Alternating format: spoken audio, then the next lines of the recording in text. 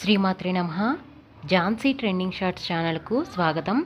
మీరు గనక మన ఛానల్ని మొదటిసారి చూస్తున్నట్లయితే ప్లీజ్ సబ్స్క్రైబ్ చేసుకోండి.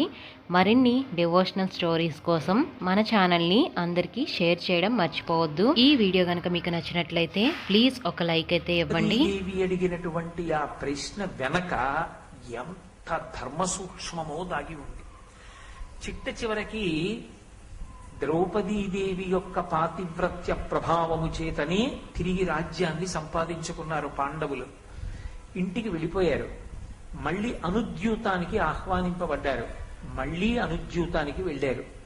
అక్కడ శకుని పందెం వేసేటటువంటి వాడు, దుర్యోధనుడు పందెం ఒడ్డేటటువంటి వాడు. 12 సంవత్సరముల అరణ్యవాసము, 1 సంవత్సరం అజ్ఞాతవాసము. ఎవరు ఓడిపోతే వాళ్ళు. అంగీకరించి ధర్మరాజు మళ్ళీ జూదం ఆడాడు. ఈసారి మళ్ళీ ఓడిపోయాడు. ఓడిపోయి వాడు 12 సంవత్సరముల అరణ్యవాసము, 1 సంవత్సరం అజ్ఞాతవాసము. ఎవరు ఓడిపోతే వాళ్ళు. అంగీకరించి ధర్మరాజు మళ్ళీ జూదం ఆడాడు. ఈసారి మళ్ళీ ఓడిపోయాడు. ఓడిపోయి అడవుల పాలై వెళ్ళిపోయాడు. అలా ధర్మం పక్షాన నిలబడినటువంటి పాండవులు ద్రౌపదీదేవితో కలిసి అరణ్యవాసానికి వెళ్ళిపోతున్నటువంటి ఘట్టం దగ్గర సభాపర్వం పూర్తయిపోయింది. నారచీరలు కట్టుకుని ధర్మమూర్తులైనటువంటి పాండవులు తన ధర్మపత్ని అయినటువంటి ద్రౌపదీదేవితో కలిసి అరణ్యవాసానికి బయలుదేరిపోయినటువంటి సంఘటన దగ్గర పూర్తయిపోయినటువంటి సభాపర్వం శుభప్రదంగా పూర్తయింది అని చెప్పడం సాధ్యపడే విషయమా అంటే, ధార్మిక చింతన చేసి చూసినప్పుడు ఖచ్చితంగా చాలా మంగళప్రదంగానే పూర్తయింది. ఎందుచేత అంటే భగవంతుని యొక్క అవతార ప్రయోజనము ధర్మమే. ఆ ధర్మం కాపాడబడాలి.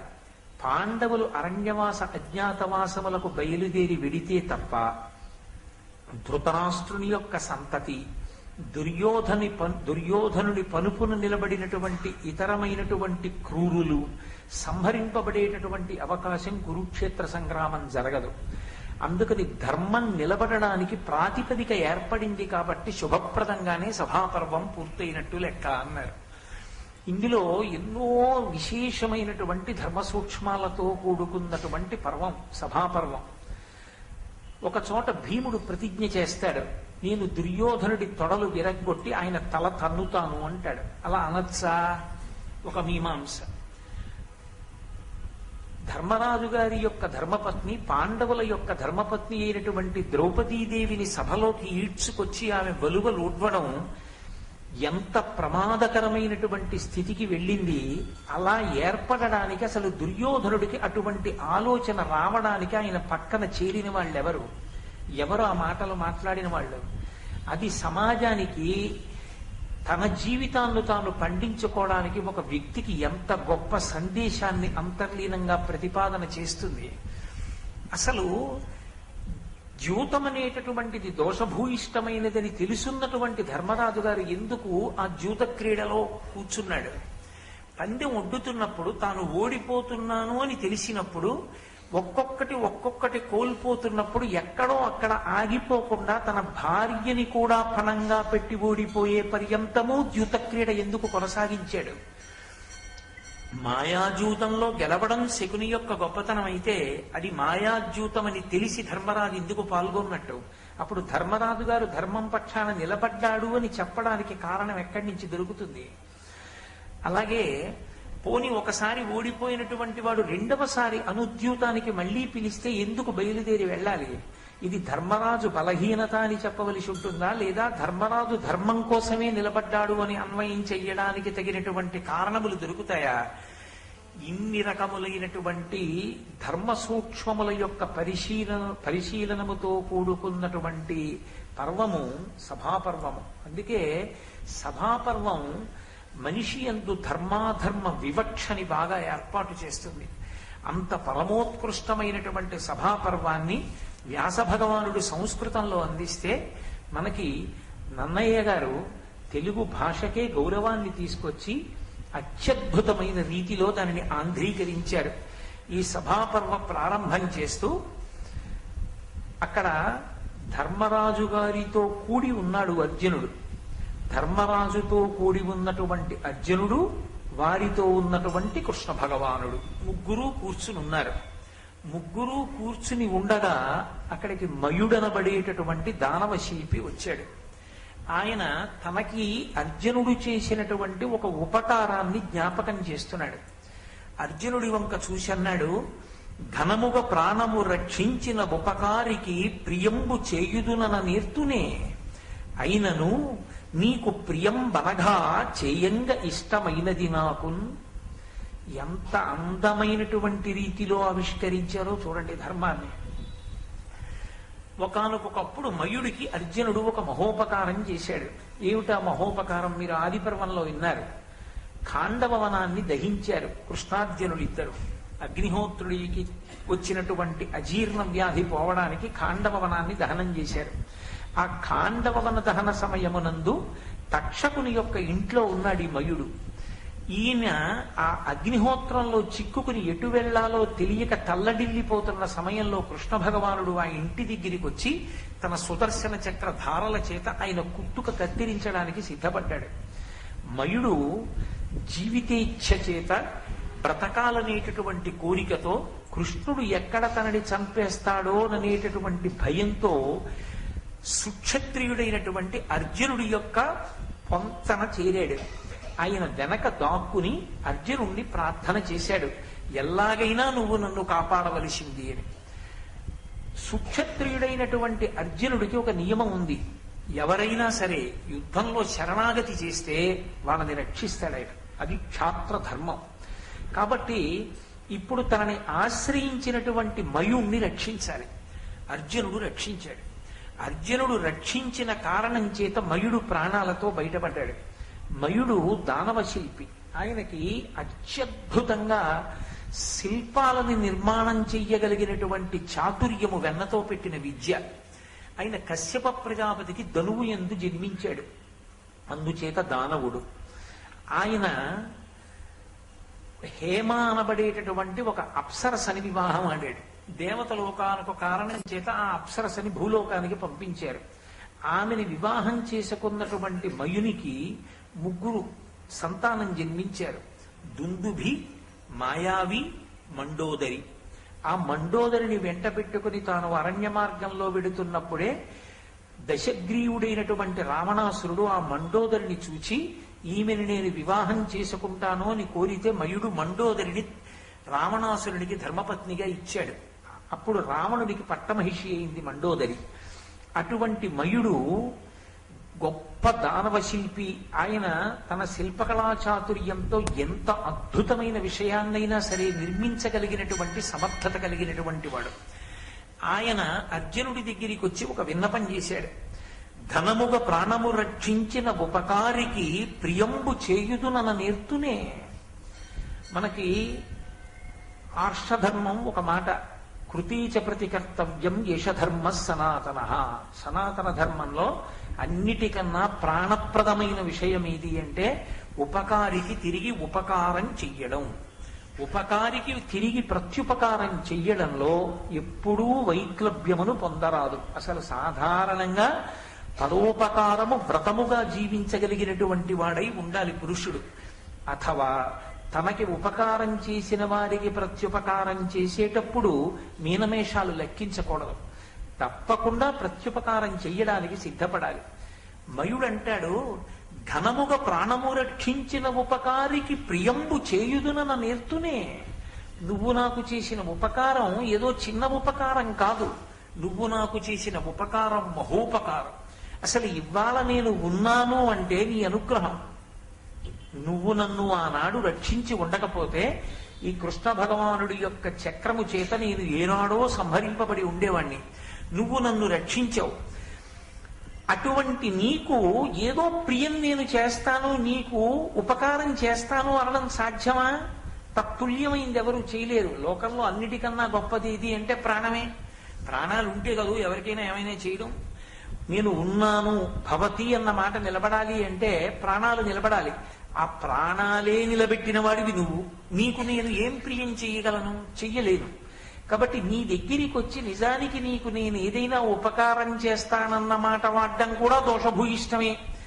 అయినను నీకు ప్రియంబు అనగా చేయంగ ఇష్టమైనది నాకు.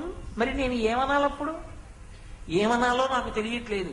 అందుకని అనగా ఓ పాపము లేనివాడా, నీతో నేను ఒక్క మాట మనవి చేస్తున్నాను. నీకు ఏదైనా ప్రియం చెయ్యాలని నాకు అనిపిస్తోంది, కాబట్టి నేను ఆ ప్రియం చేస్తానన్నాడు. ఇక్కడ మీరు ఒక్క విషయాన్ని గమనించాలి. ఎవరో ఏదో ఉపకారం చేస్తారన్న కోరికతో అర్జునుడు రక్షించలేదు. అర్జునుడు తన ధర్మాన్ని తాను నిర్వర్తించాడు, క్షాత్రధర్మాన్ని నిలబెట్టుకున్నాడు.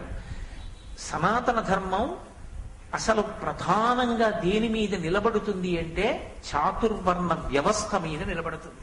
వేదమంతా కూడా చాతుర్వర్ణ వ్యవస్థని ఆధారం చేసుకుని ధర్మ నిర్ణయం చేసింది. కాబట్టి సుక్షత్రియుడైనటువంటి అర్జునుడు శరణాగతి చేసినటువంటి వాడు ఎంత గొప్ప శత్రువైనా సరే రక్షించి తీరాలి. ఆయన తన ధర్మాన్ని తాను నిలబెట్టుకోవడానికి రక్షించాడు తప్ప ప్రత్యుపకారము కోరి చేసిన వాడు కాదు. అది పాపబుద్ధి. అనగా నువ్వు పాపము లేనివాడివి, నువ్వు అలా నన్ను రక్షించలేదు. నన్ను రక్షిస్తే నీకేదో నీ చేసి పెడతానన్న కోరిక నీకేం లేదు. అయినా నీకు ప్రత్యుపకారం చెయ్యకుండా ఉండలేక చేస్తానని నేను అంటున్నాను. కాబట్టి నువ్వు ఏదైనా ఉపకారాన్ని కోరు, ఏమడుగుతావో అడుగు, నేను చేస్తాను అన్నాడు. అర్జునుడు ఒక్క క్షణం ఆగాడు. ఆయన ఏమీ కోరలేదు. నువ్వు నాకు ఇది చేసి పెట్టు అని అనలేదు. వచ్చినటువంటి వాడు వచ్చినటువంటి వాని యొక్క ఆర్తిని బట్టి అడగవలసి ఉంటుంది తప్ప ఏదో వచ్చినటువంటి వాడి యొక్క సమర్థతని ఆర్తిని దృష్టిలో పెట్టుకోకుండా చాలా చిన్న విషయాన్ని మీరు అడిగారనుకోండి, అది అవతల వారికి అవమానంగా ఉంటుంది. మళ్ళీ రెండో మాట రెట్టించాలి. అదేంటంటే బొత్తిగా అంత అన్యాయంగా అడిగారు, అలా కాదు, మీరు నా సమర్థతని దృష్టిలో పెట్టుకుని అడగండి అనాలి. అప్పుడు యువతల వారికి అహంకారం ఆపాదింపబడుతుంది. అందుకని అర్జునుడు ఇది కోరుకున్నది కాదు, ఈ ప్రత్యుపకారం ఆయన ఏం కోరుకోలేదు. కాబట్టి ఆయన కృష్ణ భగవానుడి వంక చూశాడు. ఇది జీవితంలో ఉండవలసినటువంటి లక్షణం.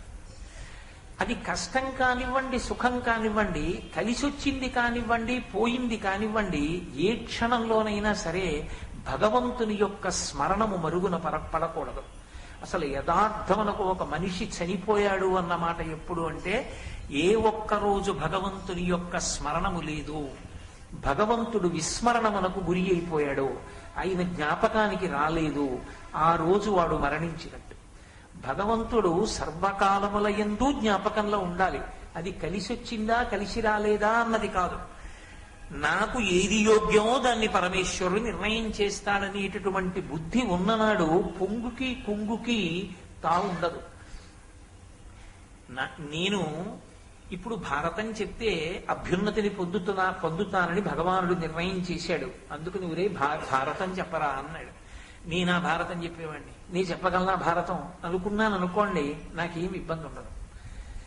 నేను భారతం చెప్పానని కానీ, నేను భారతం చెప్తున్నానని కానీ, భారతం చెప్పడానికి నాది సంకల్పం అని కానీ నేను అనుకుంటే అందులో వచ్చేటటువంటి వైక్లభ్యానికి, ఉత్థాన పతనాలకి మళ్ళీ నేనే బాధపడవలసి ఉంటుంది. నేను పరమేశ్వరుడి చేతి ఉపకరణంగా నిలబడిపోయినంత కాలం నాకేం పొంగు కొంగుకు అవకాశం ఉండదు. హాయిగా మనస్సు ప్రశాంతంగా ఉంటుంది. అర్జునుడు కృష్ణుడి వంక తిరిగాడు. తిరిగి అన్నాడు, ఏదైనా ఒక అపూర్వమైన విషయాన్ని ఈ మయుడి దగ్గర మనం పుచ్చుకోవలసింది ఏది ఉంటుందో మీరు ఆలోచన చేసి నిర్ణయం చెయ్యండి అన్నాడు. అది అపూర్వమైనదయ్యి ఉండాలి. ఎందుకని ఆయన యొక్క శిల్పకళా చాతుర్యం అటువంటిది. ఆయన అటువంటి నిర్మాణములు చెయ్యగలడు. కాబట్టి అటువంటి నిర్మాణం ఏదైనా చేసి ఇమ్మనండి అన్నాడు. ఇక్కడ మీరు ఒక్క విషయం జాగ్రత్తగా గమనించాలి. అసలు మయుడికి ప్రాణభిక్ష పెట్టిన వారెవరు? అర్జునుడు. ప్రాణభిక్ష పెట్టినటువంటి వాడు అర్జునుడైతే ఆ అర్జునుణ్ణి ఏదైనా కోరుకోమని అడిగితే తాను కోరుకోకుండా కృష్ణుడికి అప్పచెప్పాడు. తనకి ఏది ఉంటే బాగుంటుందో అది మయుణ్ణి అడగమని. ఇప్పుడు మయుణ్ణి అడిగినప్పుడు కృష్ణుడు ఏది అడగాలి?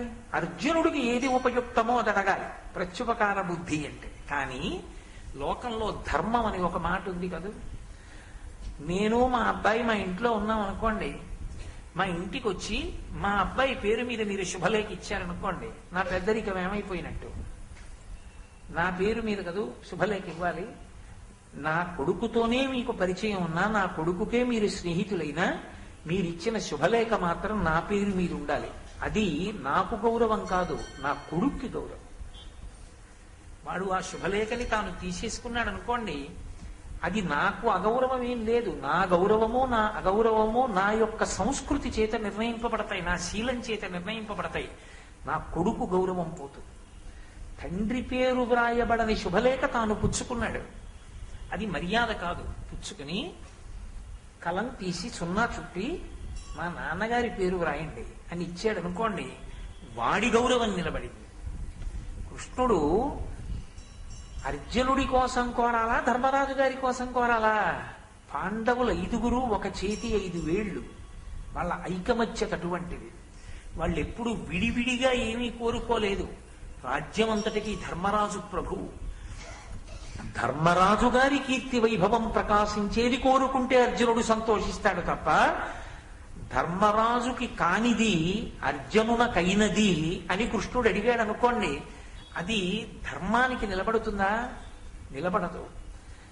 ఇలా తల తిప్పి చూసి అడగమన్నప్పుడు అడిగేయడం కాదు, అడగడంలో ధర్మం పాటించడం గొప్ప. అడుగడుగున ధర్మమే నిలబెడుతుంది. అందుకే శ్రీరామాయణము, భారతము, భాగవతము ఈ 3 కూడా మన జాతికి ప్రాణప్రదములు. ఈ 3టిని బాగా చదువుకుంటుంటే, ఈ 3టిని జ్ఞాపకం తెచ్చుకుంటుంటే, ఈ 3టిని వింటూ ఉంటే ధర్మము మనసులో స్మరణకొస్తూ ఉంటుంది. ధర్మము ఎంతగా స్మరణకొస్తే, మీరు బాగా జ్ఞాపకం పెట్టుకోండి నేను చెప్తున్న మాట, భగవంతుని చేతి పనిముట్టుగా మీరు ఇమిడిపోతారు. ఎక్కడ ధర్మం ఉన్నదో ఆ వస్తువునే ఆయన పనిముట్టుగా స్వీకరించి వ్యవస్థని దిద్దుకుంటాడు. ఈశ్వరుడు ధర్మాన్ని నిలబెట్టడం అంటే, ఎవరు ధర్మాత్ములయ్యున్నారో వారిని ఆదరిస్తాడు, వాళ్ళనే తన చేతి పనిముట్టుగా తీసుకుంటాడు. తీసుకుని వాళ్ళని ఆదర్శంగా పెట్టి సమాజాన్నంతటినీ సంస్కరిస్తాడు. భగవంతుడి చేతి పనిముట్టుగా మారడం, భగవంతుని యొక్క అనుగ్రహానికి పాత్రులు కావడం కన్నా రక్షణ వేరొకటి ఉంటుంది ఆ లోకంలో, ఇంకేం ఉండదు. కాబట్టి ధర్మమే రక్షణ. ధర్మాన్ని విడిచిపెట్టుకోవడము అంటే భగవంతుడికి దూరం అయిపోవడం. భగవంతుడికి దూరం అయిపోవడము అంటే అన్ని రక్షణలకి దూరం అయిపోవడం. ధర్మాన్ని పట్టుకోవడము అంటే భగవంతుని చేతి పనిముట్టుగా నిలబడడం, భగవంతుని అనుగ్రహం చేత సర్వకాలములయందు సర్వదేశములయందు రక్షింపబడుతుండడం. ధర్మమే ప్రమాణము. అందుకే కృష్ణుడు అన్నాడు మయునితో, కురుపతికిన్ యుధిష్ఠిరునకున్ సకల క్షితిపాల సేవ్య సుస్థిర విభవాభిరామునకతి ప్రమదంబుగా రత్నరాజి సుందరమగుదాని నొక్క సభదాత్రి కపూర్వముగానర్చి చిచ్చర గొనిరమ్ము నీదైన శిల్ప కళా కుశలత్వమేర్పడం అన్నాడు. నువ్వు అద్భుతమైన విషయాన్ని దేన్నైనా ఇస్తానంటున్నావుగా, కురుపతికిన్ యుధిష్ఠిరునకున్, అది ధర్మం అంటే. నువ్వు ఎవరికి ఇవ్వాలో తెలుసా బహుమానం? యుధిష్ఠిరునకి ఇవ్వాలి. ఎవరు యుధిష్ఠిరుడంటే? ధర్మరాజు. కురుపతి అయినటువంటి ధర్మరాజుకి ఇవ్వాలి. ఎవరైనా సకల క్షితిపాల సేవ్య సుస్థిర విభవాభిరామునకతి ప్రమదంబుగా, ఈ భూమండలంలో ఉండేటటువంటి సమస్త రాజుల చేత కీర్తింపబడి కప్పాను కట్టించుకోగలిగినటువంటి సార్వభౌమ పదవి యందు నిలబడినటువంటి ధర్మరాజు గారికి. అలా నిలబడి ఉన్నాడు ఆ ధర్మరాజు? లేడు. దుర్యోధనుడు అర్ధరాజ్యం ఏలుతున్నాడు, ధర్మరాజు గారు అర్ధరాజ్యం ఏలుతున్నాడు. అర్ధరాజ్యం ఏలుతున్నటువంటి ధర్మరాజు సకల క్షితిపతి కాడు. కాని వాణ్ణి కృష్ణుడు అలా అనొచ్చా? అనడం దోషభూయిష్టం కాదా, అబద్ధం కాదా? మీరొక్క విషయం గుర్తుపెట్టుకోవాలి. యోగి నోటి వెంట వచ్చింది నిజమవుతుంది. యోగి నిజం మాట్లాడడం కాదు. యోగి నిజం మాట్లాడా అబద్ధం మాట్లాడా కాదు. యోగి నోటి వెంట ఏది వచ్చిందో అది నిజమవుతుంది. అంటే ఈ సభని అడ్డుపెట్టి చాలాసేపు ఆలోచించి కదూ అడిగాడు కృష్ణుడు సభని. ఈ సభని అడ్డుపెట్టి ఆయన ఆశీర్వచనం చేస్తున్నాడు. ఈ సభలోనే రాజసూయాగం జరుగుతుంది. ఈ భూమండలంలో ఉన్నటువంటి సమస్త రాజరాజన్యుల చేత నీరాజనములు అందుకుంటాడు ధర్మరాజు, సార్వభౌముడవుతాడు. అది ఆయన నోటి వాక్కు, అది ఆయన నోటి వాక్కే ఆశీర్వచనం.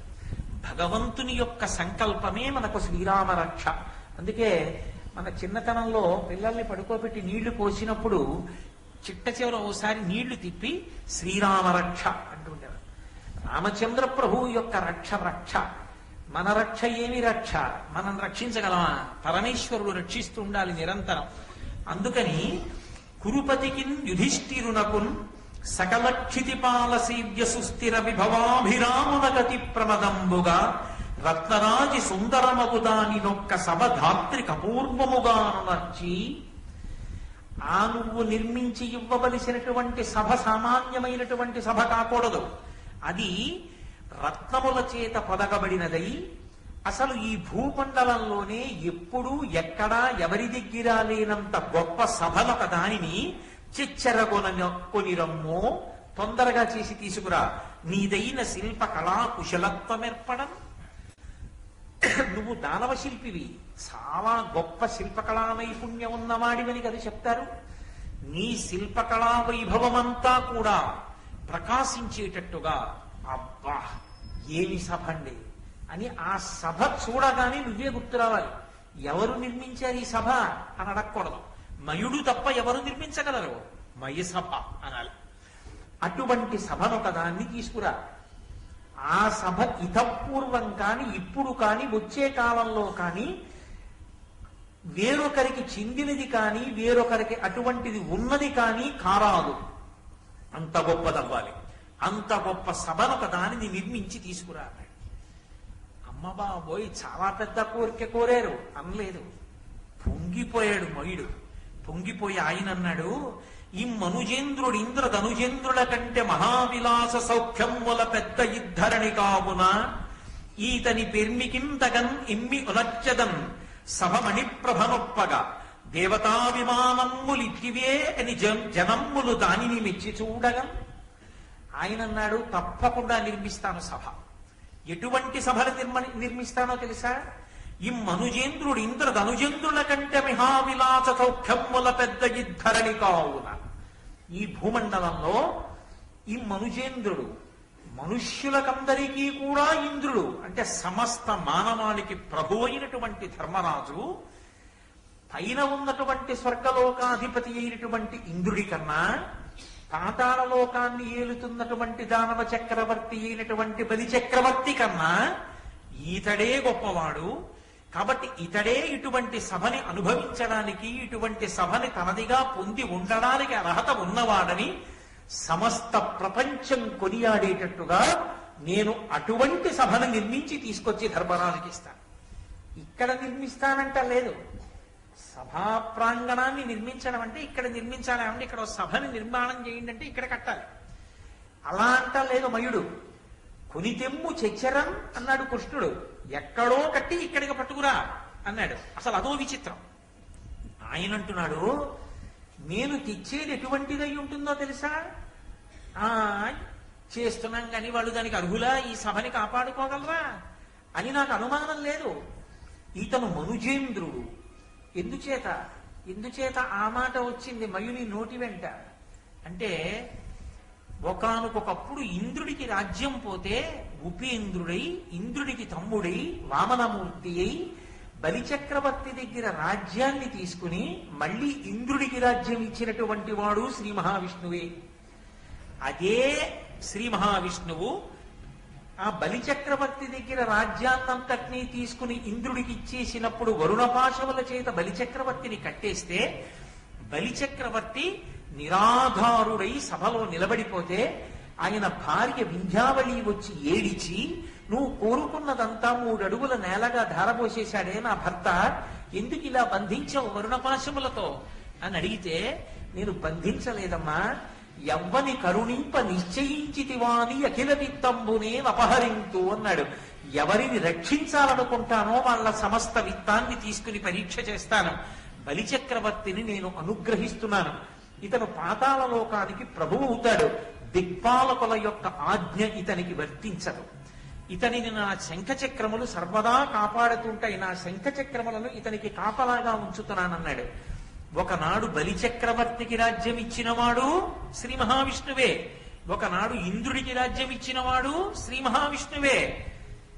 ఇవాళ ధర్మరాజు గారిని సార్వభౌముణ్ణి చేసేవాడు శ్రీ మహావిష్ణువే. ఇంద్రుడికి రాజ్యం ఇచ్చిన నాడు రాజ్యం ఒక్కటే ఇచ్చాడు, బలిచక్రవర్తికి రాజ్యం ఇచ్చిన నాడు రాజ్యం ఒక్కటే ఇచ్చాడు. ధర్మరాజుకి రాజ్యం ఇప్పించడానికి కురుక్షేత్ర సంగ్రామంలో అర్జునుడి రథం మీద సారథిగా కూర్చుని కొన్ని కోట్ల మంది ప్రతివీరులందరూ తెగటారిపోయేటట్టుగా చేసి ధర్మానికి ఆలవాలము పాండవులు కనుక పాండవ పక్షపాతి శ్రీకృష్ణ భగవానుడు అయ్యాడన్న కీర్తి సుస్థిరంగా కట్టపెట్టి పాండవుల యొక్క కథ, వాళ్ళ ధర్మం ఈ భూమండలంలో నరులందరూ చదువుకుని యుగాలు మారిపోయినా అనుష్ఠించేటట్టుగా వాళ్ళ కీర్తిని ప్రకాశింపచెయ్యడానికి నడుం కట్టినటువంటి శ్రీ మహావిష్ణువు యొక్క స్వరూపమైన కృష్ణ పరమాత్మ యొక్క అనుగ్రహాన్ని పరిపూర్ణంగా పొందినటువంటి ధర్మరాజు కన్నా గొప్పవాడా ఆ ధనుజేంద్రుడైన బలిచక్రవర్తి గాని స్వర్గాధిపతి అయినటువంటి ఇంద్రుడు గాని కాదు. కాబట్టి నీ పరిపూర్ణ కటాక్ష వీక్షణములకు పాత్రులైనటువంటి వాళ్ళు వీళ్ళు. కృష్ణుని యొక్క అనుగ్రహము ఎంత ప్రకాశవంతంగా, ఎంత ప్రస్ఫుటంగా, ఎంత పరిపూర్ణంగా పాండవుల యందు ప్రసరించిందో మయుని యొక్క బుద్ధికి ఎక్కడో ఒక్క చోట తళుక్కున తోచక తోచింది ఈశ్వరానుగ్రహంగా. అందుచేత నోటి వెంట ఆ మాట వచ్చేసింది. ఈ మనుజేంద్రుడు ఇంద్ర ధనుజేంద్రుల కంటే మహావిలాస సౌఖ్యముల పెద్ద ఈ ధరణి కావున ఈతని పెర్మికిందగన్ ఎమ్మి నొనచ్చదన్ సభమణి ప్రభనొప్పగా దేవతా విమానమ్ములిట్టివేయని జనమ్ములు దానిని మెచ్చి చూడగన్. ఆ జనులందరూ కూడా మయసభని చూసి, ఓ దేవతల యొక్క సభలు, దేవతల యొక్క విమానాలు ఇలా ఉంటాయి అని దీన్ని చూసి చెప్పుకోవాలి. ఎందుకని వాళ్ళు దేవలోకానికి వెళ్లి చూసొచ్చిన వాళ్ళు కారు. దేవతా విమానములు ఎలా ఉంటాయో వాళ్ళు మయసభని చూసి చెప్పుకుంటారు. అంత గొప్ప సభని నిర్మాణం చేస్తాను. అంతేకాదు, నేను ఈ సభా నిర్మాణం చెయ్యడానికి కావలసినటువంటి బంగారము, వజ్రములు, వైఢూర్యములు, మరకత మాణిక్యములు, నవరత్నములు మొదలైనటువంటి సామాగ్రినంతటినీ కూడా బిందు సరోవరమునందు దాచాను. ఎందుకు దాచవలసి వచ్చింది? ఎందుకు అవన్నీ దాచడం అంటే, ఒకప్పుడు వృషపర్వుడు అని ఒక రాజు ఉండేవాడు. మీరు ఆదిపర్వంలో విన్నారు. శర్మిష్ఠ యొక్క తండ్రి. ఆ శర్మిష్ఠకి దేవయానికి వచ్చినటువంటి కలహంలోనే ఆ దేవయానితో కలిసి శుక్రాచార్యుల వారు ఆ రాజ్యాన్ని విడిచిపెట్టి వెళ్లిపోతాను అంటే వృషపర్వుడు వచ్చి వేడుకుని ఆ శుక్రాచార్యుల వారిని తన రాజ్యంలో ఉంచుకోవడం కోసమని దేవయానికి శర్మిష్ఠని దాసిగా చేశాడు. మీరు ఆదిపర్వంలో విన్నారా కదా. కాబట్టి అటువంటి వృషపర్వుడనేటటువంటి రాజుకి ఒక గొప్ప సభని నిర్మాణం చెయ్యడం కోసమని నేను ఒకానొకప్పుడు సంకల్పం చేసి తత్సంబంధమైనటువంటి రత్నములు, సంభారములనన్నిటినీ బిందు సరోవరంలో దాచి ఉంచాను. ఆ ఒక్క సంభారములను తీసుకొచ్చి మయసభా నిర్మాణం చెయ్యడమే కాదు, భౌమాదిత్యుడనబడేటటువంటి రాజు ఒకానొకప్పుడు ఈ భూమండలంలో ఒక సుక్షత్రియుడై రాచరికం చేస్తూ గొప్ప తపస్సు చేసి ఋషి అయ్యాడు. ఆ ఋషి మండలాన్ని చేరినటువంటి ఆ భౌమాదిత్యుడనేటటువంటి రాజు నాకు ఒక శంఖాన్ని, ఒక గదని ఇచ్చాడు. ఆ గద శత్రువులను దునుమాడుతుంది. ఆ శంఖం పూరించినంత మాత్రం చేత కొన్ని వేల మంది యొక్క కర్ణరంధ్రములు బద్దలైపోయి నెత్తురు కారిపోతుంది. అంత గొప్పదైనటువంటి ఆ శంఖం దేవదత్తాన్ని, ఆ గదని భీమసేనుడికి, దేవదత్తమన్న శంఖాన్ని అర్జునుడికి కూడా తీసుకొచ్చి ఇస్తాను. దానితో పాటుగా ధర్మరాజు గారికి ఈ సభా నిర్మాణం చేస్తాను. అంటే కడుపులో ఎక్కడో అర్జునుడికి కూడా ఉపకారం చెయ్యాలన్న కోరిక ఉంది.